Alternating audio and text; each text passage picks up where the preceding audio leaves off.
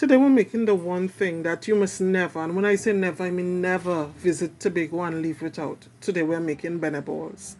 To begin, I'm going to patch the sesame seed or the Benne seed, as this really helps to bring out the flavor of the seeds, and adding a bit of salt to the Benne seed as well really accentuates the taste. And we're also going to add a few spices, and we're going to patch this under low heat while stirring it consistently, because we want all of the seeds to patch evenly. We don't want some to be black and burnt and bitter, but we desire that all patch evenly to this dark brown color. Now you can use either the white seeds alone, or you can use the black seeds, or you can do like me and use a combination of both.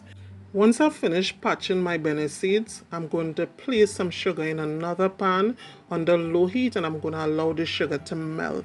Now I don't want the sugar to get brown or to burn like if you're doing a pilau. No, it's just to melt the sugar.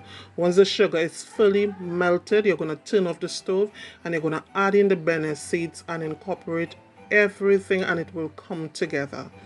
Once that is done, you're going to set it aside just for a few minutes for it to get a bit cooled, and then you're going to wet your hands with water or with oil to begin the boiling process. Now if you use oil, it's going to cause the Benne to look very pretty at the end. It's going to be shiny, and although water may not give you that finish, it will get the job done. So we're going to boil out. I'm going to wet my hands and I'm going to begin to boil out the Benne. Now you can make any shape you wish. You can do circles, some people make it a bit long, anything to your fancy you can do. But one thing, you want to work very fast because this is gonna get hard.